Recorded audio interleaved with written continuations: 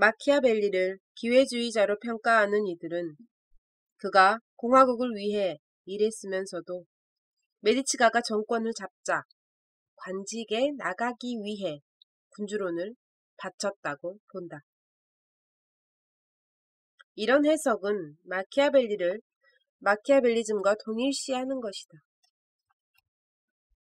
그가 성공하기 위해 군주국인지 공화국인지는 상관없이 군주론의 권모술수를 실천했다고 보기 때문이다.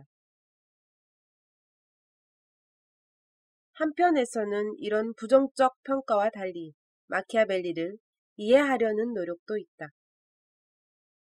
국내안이라는 당시 상황 속에서 정치 체제가 국가의 존립보다 중요할 수는 없다며 마키아벨리를 이해하려는 것이다. 군주국이든 공화국이든 피렌체라는 나라를 유지해야 가능하기 때문이다.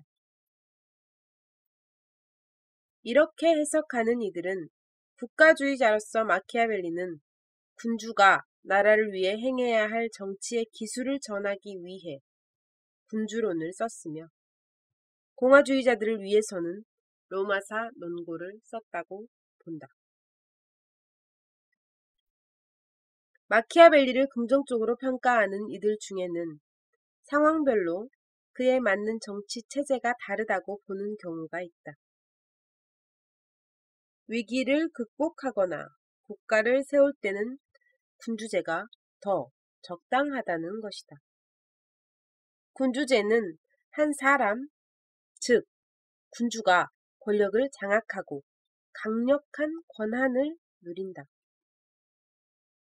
큰 문제를 해결하고 건국 초기의 질서를 세우려면 전권을 행사하는 군주가 더 좋을 수도 있다.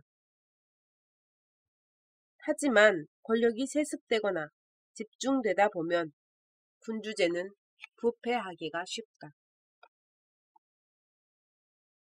다양한 사람들의 정치 참여를 통해 힘을 모으기도 쉽지 않다. 그리고 권력을 독점한 군주는 법이 아닌 자기 생각대로 지배하기가 쉽다. 따라서 일단 국가가 질서를 잡은 뒤에는 시민들의 정치 참여가 보장되는 공화국이 군주국보다 더 좋다. 권력자의 부패를 막고 법치를 해나가는 데도 시민들의 견제가 필요하다. 이런 단계별 문제 상황과 정치 체제의 장단점을 따져보고 해결책을 찾는 점에서는 마키아벨리가 높이 평가를 받는다. 그럼 21세기 대한민국에서 마키아벨리에게 관심을 기울이고 그의 글을 읽는다는 것은 어떤 의미가 있을까? 우리는 마키아벨리를 어떻게 이해해야 할까? 대한민국은 민주공화국이다. 우리나라 헌법은 이렇게 시작한다. 공화국을 뜻하는 영어 리퍼블릭의 어원이 공공의 것을 뜻하는 라틴어 레스푸블리카인데 공공에 해당하는 푸블리카도 앞에서 본 인민을 뜻하는 단어 포플루스에서 나왔다. 즉 공화국은 집합적 의미가 강한 개념이다. 단순히 사람들이 모인다고 해서 인민이 되고 국가가 되지는 않는다. 공동 목표와 가치 등에 대한 합의가 있어야 한다. 이에 대해 키케로가 국가론에서 서술한 대목을 보자. 국가는 인민의 것입니다. 인민은 어떤 식으로든 군집한 인간의 모임 전체가 아니라 법에 대한 동의와 유익의 공유에 따라 결속한 다수의 모임입니다. 국가는 모두의 자산이다.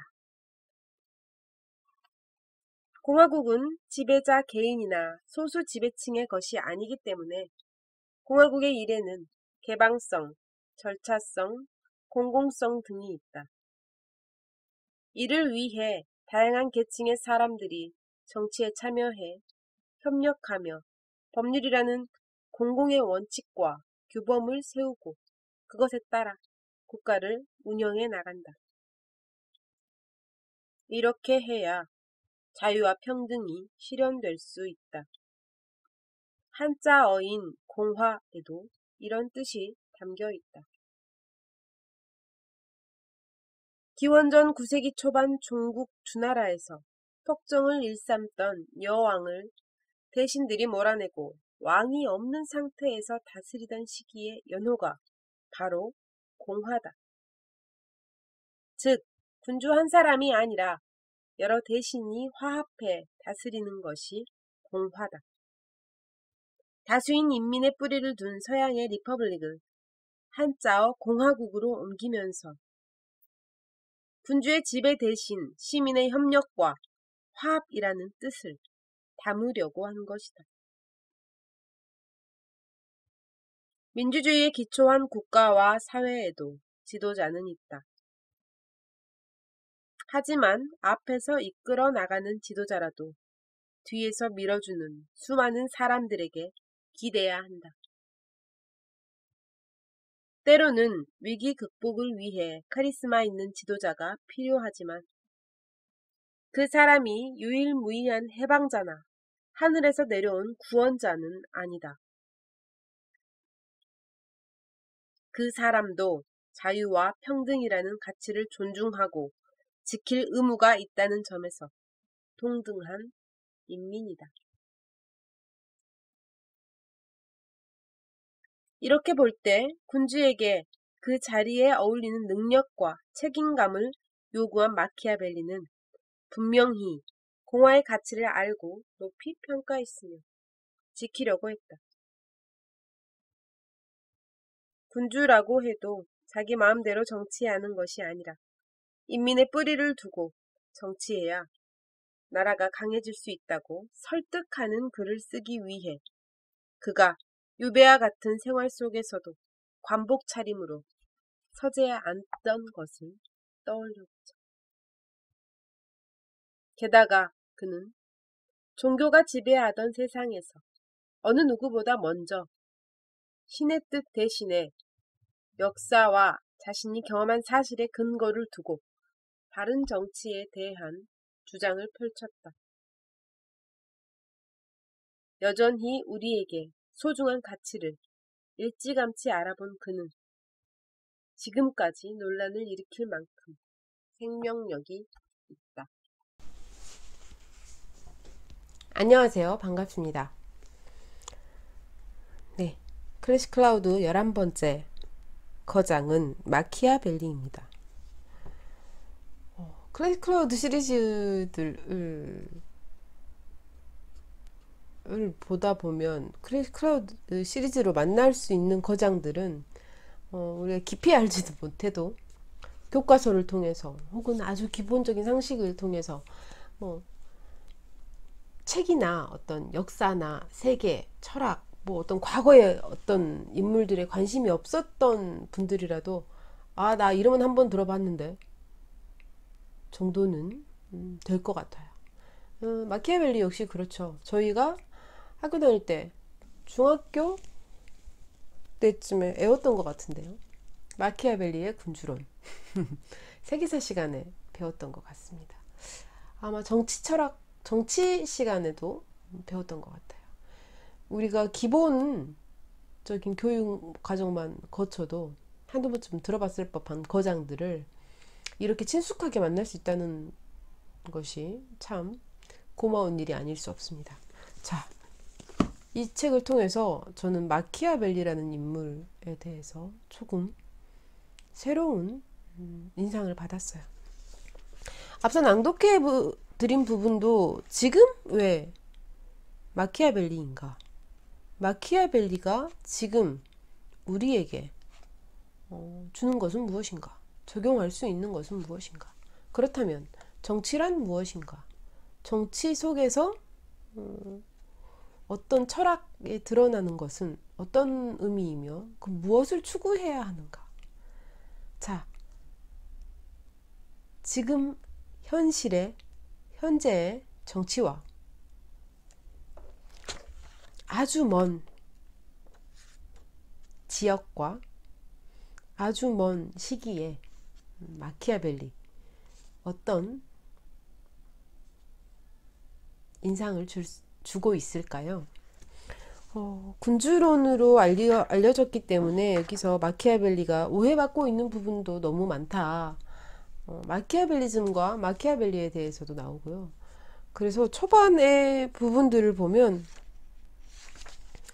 특히나 조금 생각이 많아지더라고요. 지금 현실 정치에 하게 되는, 할 수 있는 부분들이 아주 많았거든요. 그 말은 마키아벨리라는 인물은 지극히 현실적인 정치에 대해서 말하고 있다는 뜻일 수 있겠습니다.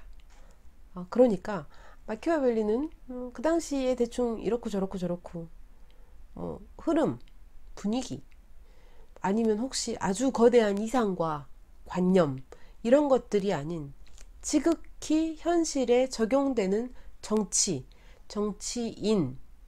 그리고 국가와 개인의 관계에 대해서 마키아벨리는 아주 현실적인 태도로 관찰하고 분석하고 또 그것을 기록으로 남깁니다. 마키아벨리는 기본적으로 역사를 전문으로 한 사람이고요. 아주 수준 높은 교육을 받거나 귀족 집안의 자제는 아니었어요. 그럼에도 불구하고 그가 가진 어떤 관찰해서 분석하고 결과로 내놓는 것들이, 생각으로 드러내는 생각들이 아마 그 당시의 사람들에게도 어떤 놀라운 인상을 주었기 때문에 마키아벨리라는 이름이 지금까지 남아서 우리에게 거론되고 있지 않나 생각해 봅니다. 이 책을 통해서 정말 그런 생각을 했어요. 마키아벨리가 지극히 현실적인 인물이었기 때문에 아주 인간의 현실적인 부분, 어떻게 보면 어둡고 불편한 부분들을 드러내고 있기 때문에 그 인물을 우리는 폄훼하거나 혹은 비방하거나 혹은 좀 색안경을 끼고 보게 되거나 하는 것이 아닌가 싶은 생각도 많이 들었습니다. 실질적으로 어떤 이상과 관념을 현실에 대입하면 잘 들어맞지 않잖아요.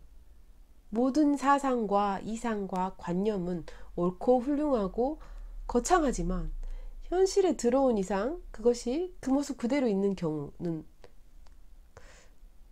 거의 없고요. 아니, 불가능에 가깝죠. 거의 없고, 다만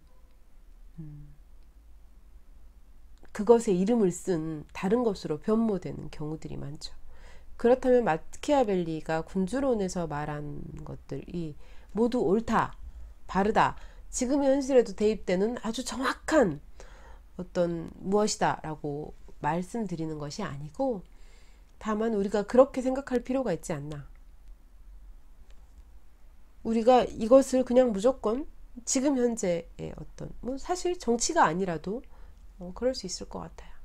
지금 우리에게 적용되는 우리의 현실, 작용하고 있는 우리의 현실이 우리에게 어느 정도의 느낌으로 다가오고, 그렇다면 이 현실이 만족스럽지 않을 때, 문제가 있을 때 우리는 어떤 태도로 어떻게 접근해야 될 것인가,